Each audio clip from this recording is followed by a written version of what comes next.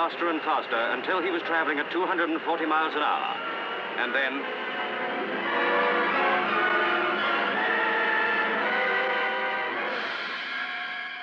A series of catastrophes ended by a fashion show. Sinné thug an nathair Americánach Oscar Levant Nuachtscannáin na Pectorlinne. Cé go bhfuil cáine agus scigaris dinta na Nuachtscannáin, ní raibh aon bhealach eile ag a bobal nuachta eicáil an scáileán sa chéad leag an ishiú céad. Bhí an tan choracab agus an tóirarú. Nuair leis man fochail sin Nuachtscanna na nniu, an chéad rud a rihin lom ná star na tíre seo, star an céad cogadánda, star an dara cogadánda. Níor mhair aon tionscail Nuachtscannáin in Éireann, agus is dearcha an taobh mo is mú a chonig daoine anseo. Uaireantaí ba dhearcha casta, míchruinn nó conspóideacha. Ar nó a chuidir le héan ionse staire eile cadú bheith cuaramach a dteaghlá leo sé sin rá cén fágur bailí a seo seachas rud éigean eile. Cén cospóide bhí leis do daoine a bhailigean stop seo agus i léirige. Ní mar a chéile a chá Nuachtscannáin na Breataine leis an tuaisceart agus an deisceart, ribh an gríochjailt ná ina dia. Ulster's world-famous linen industry is adversely affected by tariffs imposed by the Free State. Tugu le fis gur bhú a lai an tuaisceart le tralús hasanna. Agus an deisceart gcúl, mar cheantar foréig nach tuaithe. On Ireland's farmlands live 60% of her population, many of them medieval in their simple poverty. Ba léire ná riamh an dailt seas na tríchadaí, i Nuachtscannáin na Breataine agus Mheiriceá a réan. From one generation to the next, there had been little change in the peasants' barren routine of hard work for the most meager return.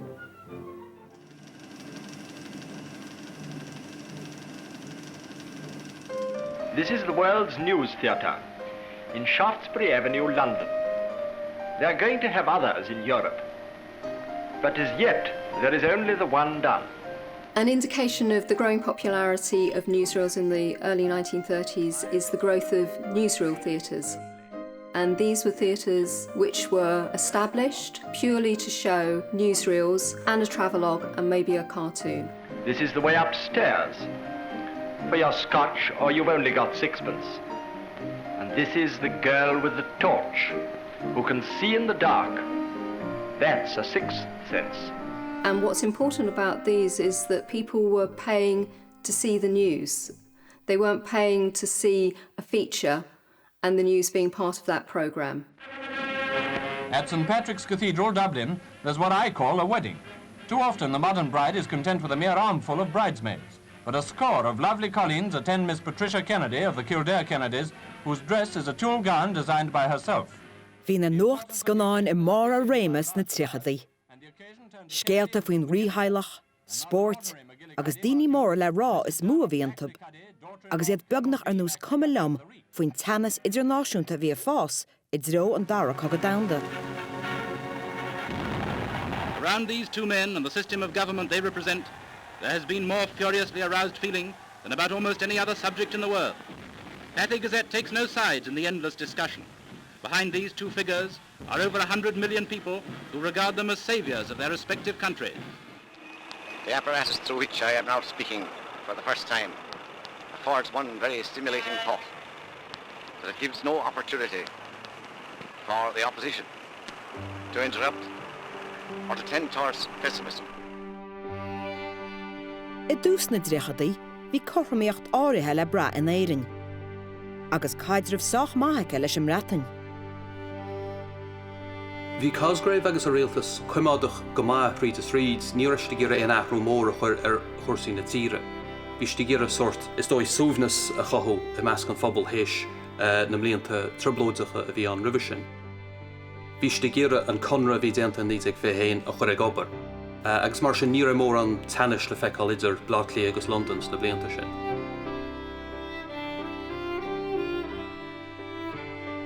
Bhí tuiscint ag rialtas na héireann go hábhacht na Nuachtscannáin, mar is léir ar thagháil díadach an uachtarán W.T. Cosgrave le Pathé agus Movietone.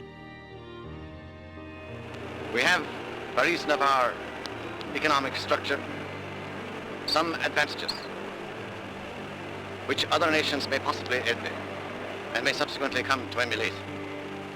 And it is then with considerable hope for the future that we face the troubled times which are affecting other countries. And our newfound freedom gives us opportunities for developing in our own way, untrammeled and uninterrupted. Ba mhór idir an dearca ú toipach se ar éireann agus na deacrachtaí politiúla roimhe sin. Of the founders of this state. Is léirú é ar bhíon Cosgrave éire a chur I láthair an tíal mhór mar náisiún neamhsplách faoi bhlá, agus áit ar an ardan idirnáisiúnta tiltte aige.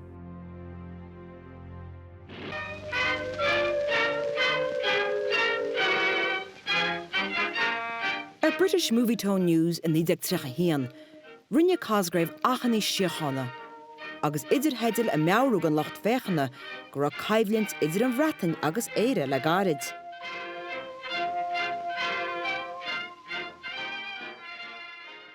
I have no doubt but that amongst my audience here in this theatre, there are many for whom the horrors of war are none too remote a memory.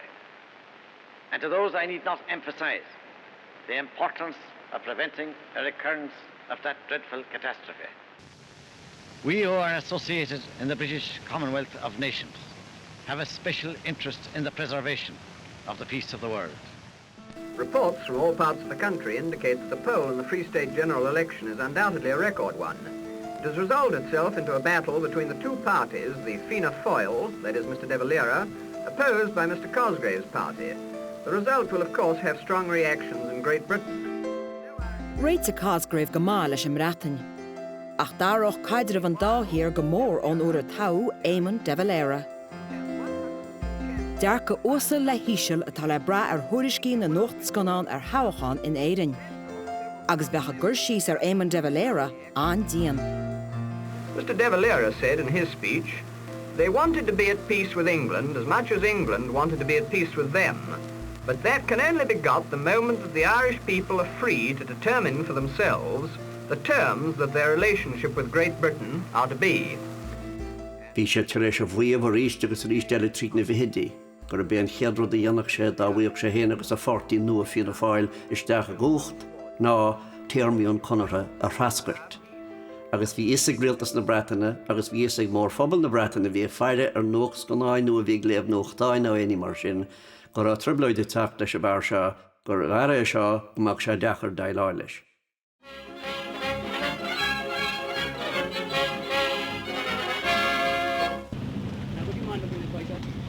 Chuir de Valera an meon díolteachta ar ceall, agus chonne sé siar na blianachtaí talún. Aisiíoch ar ísachtaí ar fearfeirimeoirí chun talla a cheannach ó hiarnaí talún. Ba háú ar thó aontú idirnáisiúnta é seo, a spreag coga géir eacnamaíochta. A chomáile na blianachtaí a chuneáil thosa rialtas de Valera a chuir tálaí cosanta ar Éire a bhí tíochtaisteach ón mhreatain go mórmór. As Mr. O'Kelly, the Vice President. Bhí sé seo le cuidzú le Gallagher na Héireann agus tionsclaíoch talúíocht na Héireann a chothú. Níor a rialtas na Breataine sásta le seo ar nó agus mar agra thosa siad san na chuir tálaí ar Éire na Héireann a tíochtaisteach go dtí an bhreatain. Chuir sé asca práchtáil idir an dáthír agus bhharann an coga eacnamaíochta a feanna dríochtaí. Hardest hit was the breeding of cattle for export. Long Ireland's greatest industry. Na Nuachtscannáin a bhí feachint ar an achtar seo léir an ar nó, bhí idir sitide go raibh an dochar mór seo dhéanamh den eacnamaíocht, agus bhí siad a gcónaí a tuairt le tuiscin gur botúna bhí an. Agus bhí siad a léadú ar bhealach ceachá tuaitach agus a bhí an policy ag an rialtas agus ceachá móras a bhí an pobl ag gích ar bhealacht as dánaíocht de Valera.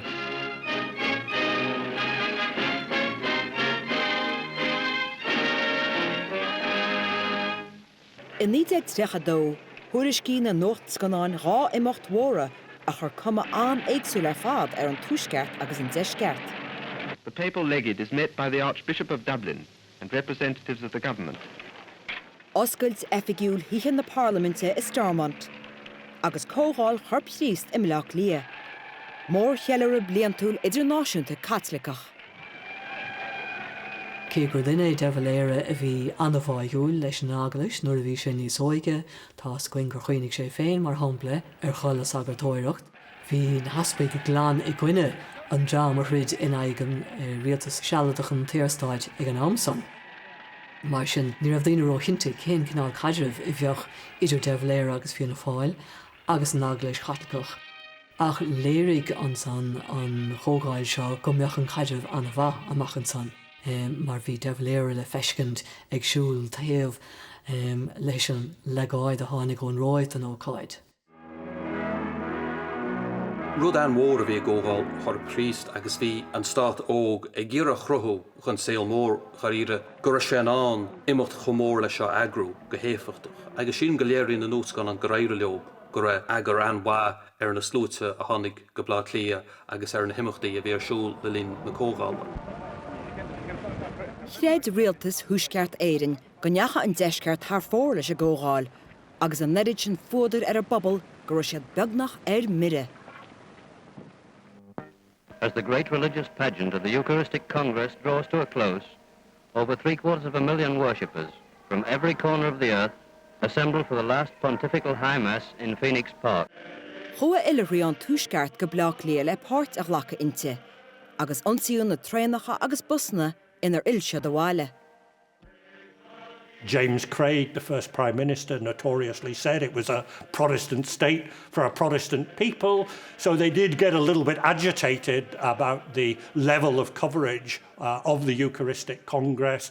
People in Britain didn't really know very much about Ireland, and they certainly didn't know very much about Northern Ireland. So all imagery of the south of Ireland was carefully looked at by unionists in case it suggested an image of Ireland that was at odds with the promotion of the legitimacy and separateness of Northern Ireland.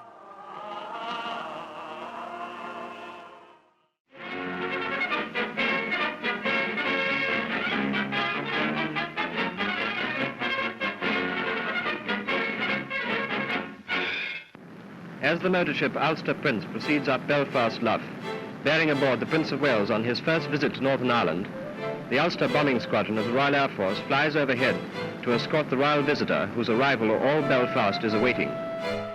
Má léire cógáil chorpríist gur náisiúnach agus caitlicach a bhí an deisceart, léire tuairiscí na Nuachtscannáin ar oscailt Stormont a mína saona 1932 gur an tuaisceart aontachtach agus Británach. Here you see the new Northern Ireland government building at Stormont, within whose grounds thousands are gathered to cheer the Prince on his arrival to perform the opening ceremony, which is the primary object of his visit. Muíonn an Nuachtscannáin gur an muintir bheith feiriste go léire tnú le cuairt an Phrinsa. Ach ní raibh sé seo bailach fíor. Ba lú go mór dígris an phobal náisiúnaí a thua faoin na hacht. In the name and on behalf of His Majesty the King, I declare this building to be open. Ba bheag fún a bhí ar blinsa hain, agus ba léir a neamh him go na slúite gáthacha. There are some suggestions that he didn't want to be there at all, though there are arguments that it was also just he was young and a little bit immature and didn't really know how to behave on these occasions. But nonetheless, this is not revealed in the newsreels. It's shown as a celebration of the opening of the Stormont Parliament, which of course represents and has represented the solidity of the Unionist regime during its first 50-year period. And in that sense, the visiting by Prince Edward, the association with royalty, the cheering crowds in the centre of Belfast become crucial to that recording of the event.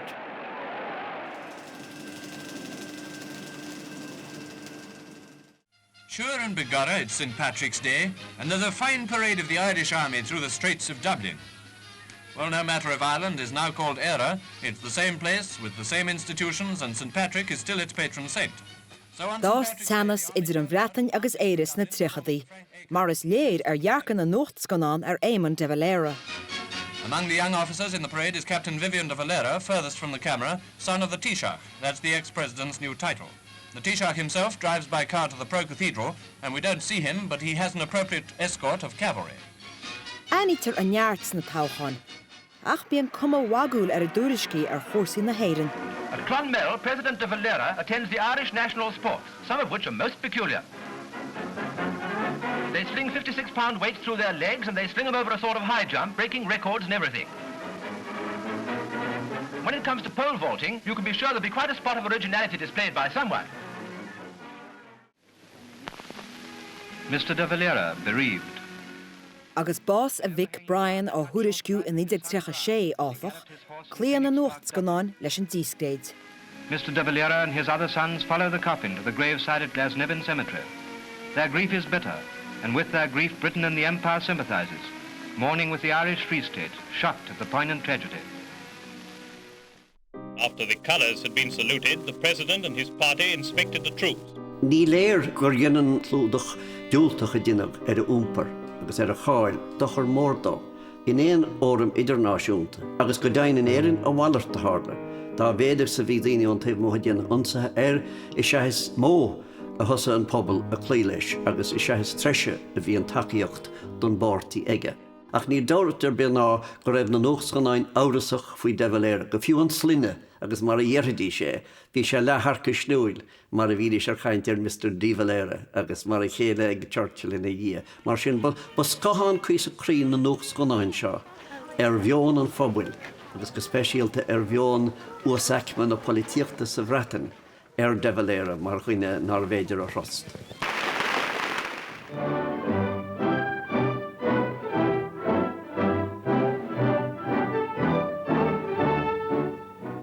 Peaceful today and bustling with trade are the streets of Dublin, where not long ago Irishmen were fighting bloody battles against British rule. Rinne bonrach de Valera in 1936 éileh ar na sé chundé, agus chuir an cólacht Americánach March of Time seems I heist. Once held full sway. Now, March of Time was a Hollywood newsreel series. The March of Time! And they had a rather more extended idea of the newsreel. It was typically rather more bombastic. And it was also quite keen on the use of dramatisation. Dramatic reconstruction was not considered to be wrong for documentary production, but it was relatively frowned upon in newsreel circles. 15 years ago, Britain yielded to the 26 Catholic counties, set them up as the Irish Free State, with Dominion status. But loyal Northern Ireland remained within the kingdom. This year, in its new constitution, the Free State proclaims all Ireland a sovereign and independent nation, the Republic of Éire. The film refers to Ireland as the Republic of Éire. So firstly, the commentator gets the name wrong, and secondly, Ireland did not become a republic until 1949. In Irish Republic, we do have some of the traditional stereotypes of rural Ireland. We have some scenes of the countryside, shots of simple rural poverty. But what we also have are shots of technological developments, of modern industry, of Ireland that was certainly advancing and prospering in independence. Focus of the industrialization movement is on the River Shannon. And it gives a much more modern version of the South than was historically the case, and which also made, by comparison with Northern Ireland, made the South look much more modern than Unionists like to see it presented. Spéisiúil go leor is an tuaisceart a chuirtear láthair mar áit áréignach atá sásta tréid ar sanna cheanga leis an mreatain. Is mór idir seo agus an deisceart fíochóir a léiriú go minic I dús na bhícheadaí. Republic, is it? Let them try and get Ulster into the Republic if they want to fight in their hands. Ulster's loyal to the King, God bless him. The thing that the Unionists took offence at, though, was its reporting of the apparent inevitability of the unification of Ireland. The film ends with a sense that it was only going to be a matter of time, that political divisions would be put aside. Far outnumbered by the 2 million Free State voters, Ulstermen bristle at the thought of becoming a helpless political minority in the new republic. Irish Republic caused great concern to the government of Northern Ireland. So there was immediately an attempt to engage March of Time in covering Northern Ireland. Angrily they flaunt their Orangeman banners at the Free State. March of Time returned to Northern Ireland in 1938 and made a film called Ulster versus Éire. So we have two films made just a year apart, sharing much of the same footage, but vastly different in tone, in politics, in their consideration of what were really two Irelands that were set up. Peaceful today and bustling with trade are the streets of Dublin, where not long ago Irishmen were fighting battles against British rule. Cuireann an scannán tuaisceart agus deisceart in Éire a chéile. In Belfast in 1920, King George V opened Northern Ireland's first parliament. Elected to office was a government uncompromising in its hatred of Irish independence. Benefiting from union with England are Belfast shipyards, the largest in the world, which receive a small share in British rearmament orders and in the future hope for more. Dearbhítar cumas eacnamaíochta agus tionsclaíochta an tuaisceart. Cé go nadmhaítar go bhfuil fáibdí ostaíochta an. Pléitir buntáistí agus míbhuntáistí a bheadh ag éireann aontaithe, ach tá teachtracht láidir an nach dárló a léide go deo. To the hot-headed Ulster folk, economic arguments for and against unity with the Free State dwindle into insignificance.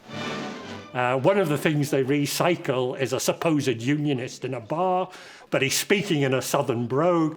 Ulster's loyal to the king, God bless him. It is clearly an actor who's probably never been to Belfast in his life, and the same person appears again, but is completely unconvincing as a spokesperson for Northern Unionism. However, it was undoubtedly a film that supported the Unionist cause. Déile an scannán eile Éire aontaithe, ach bliain ina dhiair sin, bhí March of Time a léirú dingháilteach na naontaachtaithe ar son an cheangal leis an mhreatain. In Éireann agus sa bhreatain, bhain tábhacht leis a gcuí ar léiriú tuaisceart agus deisceart na Nuachtscannáin, agus Éire a teacht chun réití le rá éanúlacht ar le, I dtír chríoch dhailte. Terrorism in England. It has a strange ring, but unfortunately it's true. Bhí dram beag an fós a chreid nach raon bhealach eile le siirse na tíre bhaintach ach coga a chuir ar hasla, agus an éireann na dríchadí thucra siad feachtas búmála a chuir ar siúl is as na héin le súl go gcuir sin brú ar an mreatain imimecht as Éire. However, Scotland Yard is on the job. May success attend their efforts to track down the authors of these outrages. Agus thosa siad le bunsaí lotiméireachta gar Éire I gcéire chorasca áisinaí cuachta agus cumarsáid agus iompar agus mar sin é. Ní hen irid sin dochar a rinneamh do dhaoine I dó sama cé gur Mario Cúgear níos suide nó nuair a phléasc bóma I lár Chathair Coventry. The police appear to be convinced that these latest outrages are again the work of politicians of the underworld. Cé gur léir nach ra mór an tacaíochta ag an bheachta seo ag náisiúnathe agus ag poblachtánaí frí chéile fiúháin. Cínte pe chomháig a bheith ag daoine leis na poblachtánaigh is asanna bhuiligh sé go mór dúir mar a bhí daoine feiceáil na nófás seo ar Scáileán. Agus is cínte gur dhéirigh sé náhuideas an fábhail thuchasaigh sa bhreatain in an Éire agus in an phoblachtána chuis éireannig, agus bhí a rion sin ar an scéal go ceann bhhadan I dhéag sin. Bhí tuairisciú na Nuachtscannáin ar a bheachtas búmála, cosú lena dúiriscí ar neodrocht na héireann sa dara coga mór, mar a phléifar sa géad chlár eile. Is that the police? There's been an explosion in Suffolk. Someone suspects Irish Republicans of wanting to blow up the City of London power station, and they're searching for traces of Irish newspapers in the gutter. Maras léir ar na Nuachtscannáin seo, níor curú Milán ar phoblachtathe go sunrach ach rinneú tagartsdóibh agus cáine ar na honsathe.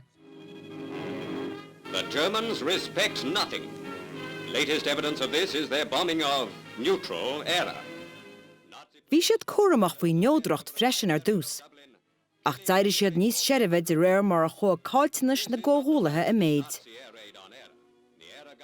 Bhain hí leas as na Nuachtscannáin ar son agus an áin na neodrochta, agus ba chosúil gur ionrú na héireann a olbhú acu fiú. Maybe this is the price Éire has to pay for sitting on the fence.